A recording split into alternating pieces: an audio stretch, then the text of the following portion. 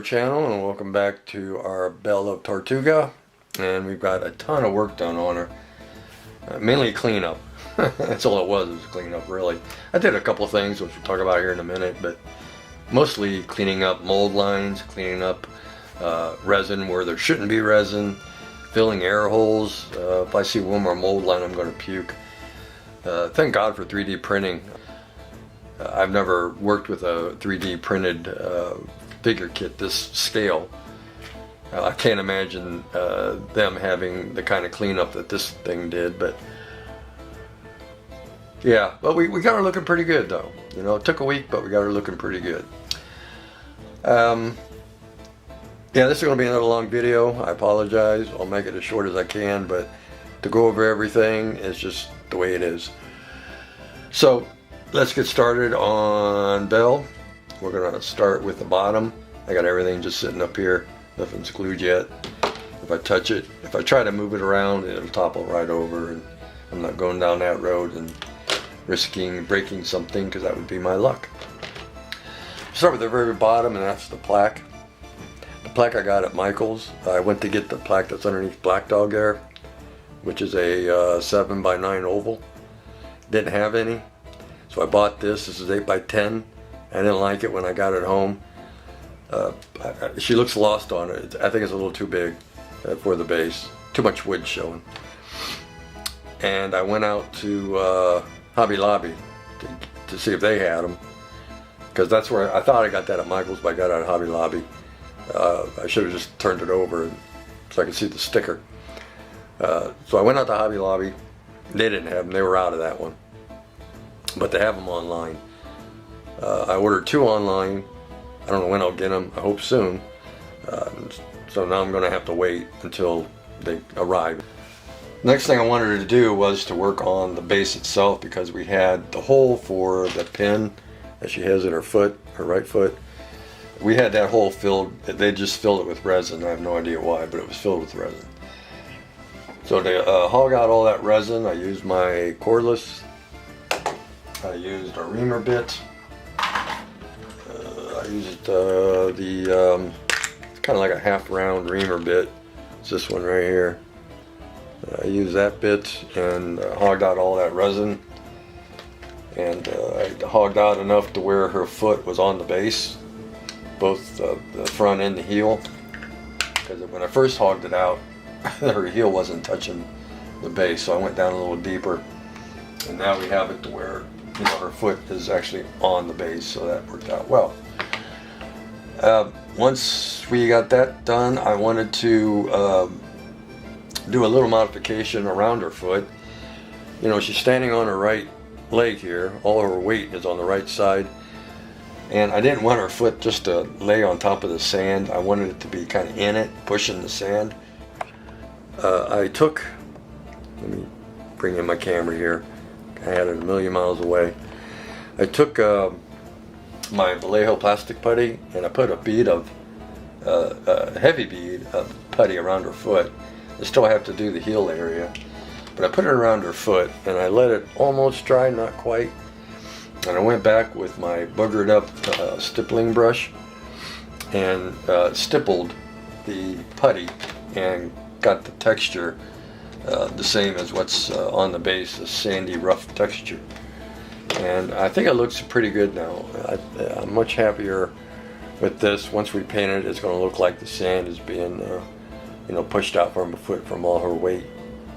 And then once we add a little bit of mound around her heel, then I think it'll look pretty good. So that's one modification I wanted to do. You know, some little details that add up. So we got that done, and just, as I said, just have to get back there and do the heel. Then I came up and did her belt. Her belt, I wasn't happy with the belt.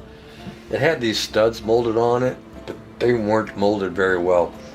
I tried to clean them up with my X-Acto blade, but after doing all this mold lines, it's like, you know what, I'm tired of dicking around with this crap.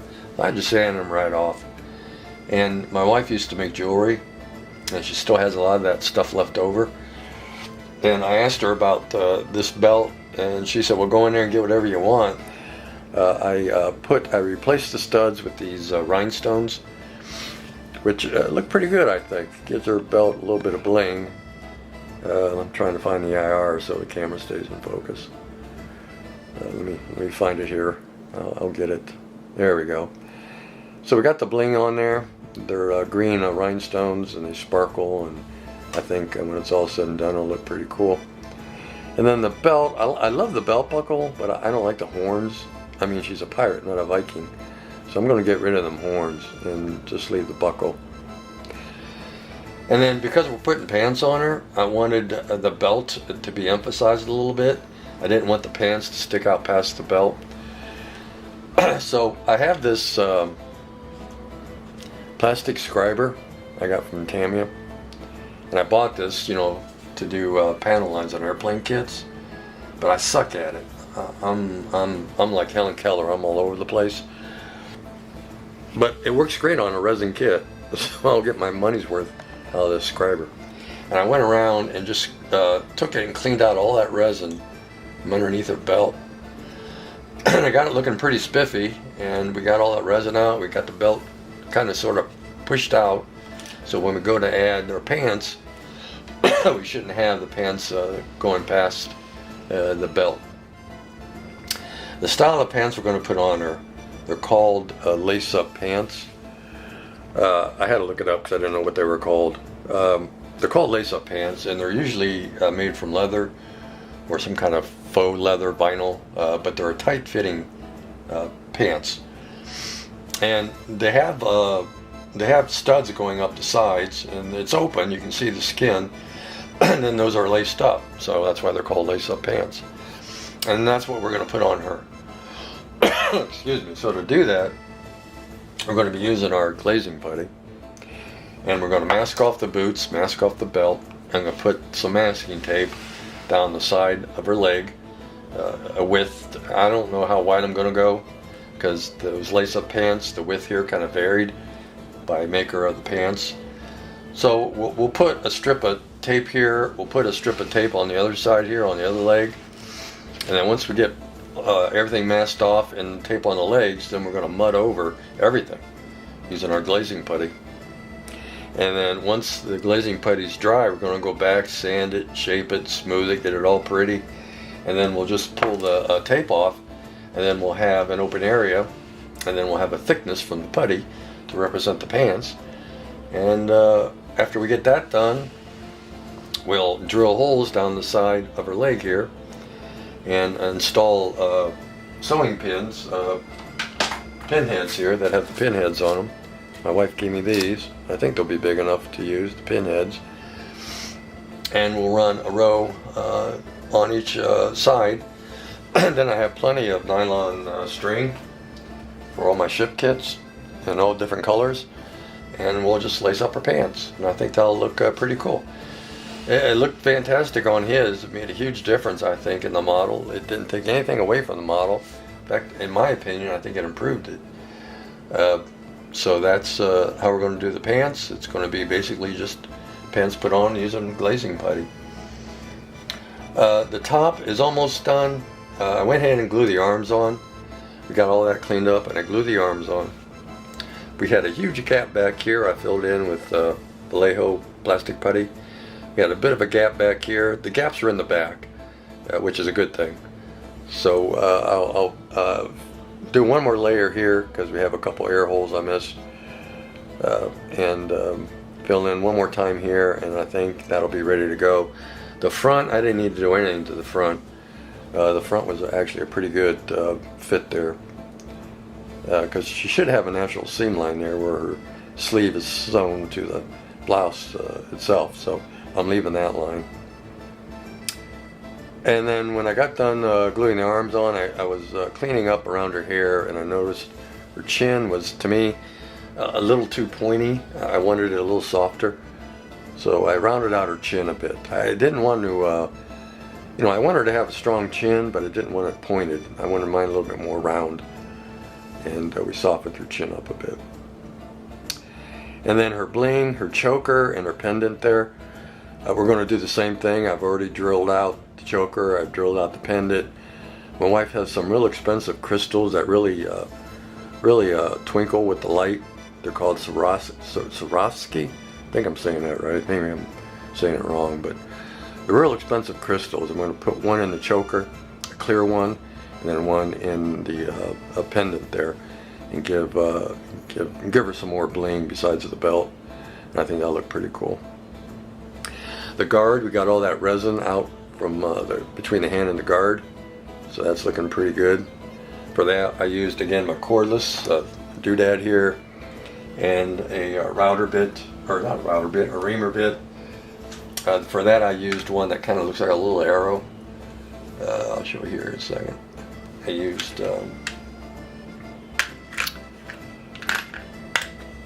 this bit right here. I used to get in between her hand and the guard. Oop, not that one, this one. Get down there. One that looks like a little arrow. There we go. That's the one I used. And got in there and got rid of all that resin that they had chalked in there. I don't know how. That mold must be really bad to have that amount of resin inside there. But we got it all out. We got it looking pretty good. The finger, I'm going to have an issue with these fingers though, because I couldn't get in there and define them because they were kind of obliterated by all that resin that got inside there. So I guess I'll just do the best I can with paint. I mean, I thought about cutting off the guard, taking my razor saw, cutting the guard here, cutting the handle here, removing it so I can get in there and take care of the fingers, but I really don't like that idea because of the sword blade. I really don't want to weaken this area any, and I think I'm just going to leave it alone. I hope I can get in there and do some creative painting and fix the fingers with paint. So that's the story on that, but we got it cleaned up. The blade, we got all the white metal cleaned up and ready to go. The blade, I don't know what's going to happen with that. The problem with the blade is that it has some scroll work here at the very end, and I don't want to lose that. But I only have about a 1/16 of an inch that goes into the guard, and it's like they shorted me some white metal. It barely fits in there. I mean, I got the hole opened up, and as I said, it barely fits in there. So I'm kind of worried about that blade. I'm not sure. I'm hoping the Gorilla CA is going to be strong enough to hold that little bit in there, because I don't know what else to do. I mean, I can go down deeper with the hole and drop the blade further in, but then I lose the detailing on the blade. I really don't want to lose that detailing. So I'm just going to keep my fingers crossed and hope that the Gorilla CA is going to hold on to it enough to keep it put. I don't think it is, to be honest with you, but you never know, it might. I think I've gone over everything, I believe. See, we got the pants. Talked about all the cleanup, all the couple of modifications I've done. Yeah, I think that's it. I think I did pretty good and keep the time down somewhat. Now that we got most of the cleanup done, well, the cleanup is pretty much done on the bottom half. I think the bottom half is ready to go. Still need to do a little bit up here. Still have a couple mold lines on the sleeves I missed, and a couple of air holes in her hair I want to fill in and take care of. Got to fill in those seams in the back between the arms and her chest, or her arms and her back. And I think the upper half will be ready for primer. I might pin her upper half. I mean, I have a fairly large gluing area, but you know, with the sword being on there, and I might, for strength, I might go ahead and pin her at the waist, just to add a little bit of strength. All right, I think that is it. I think I'm going over everything. Yeah. All right, guys, that's it. I hope you enjoy this series, and of course, with the advent of 3D printing, I think resin casting is going to go by the wayside for figure kits. Hopefully someday I can get a hold of a large-scale 3D printed figure kit and see what's involved in getting those cleaned up. I know this one required a lot of work, but she's looking spiffy. Alright guys, that's it. Take care. We'll see you.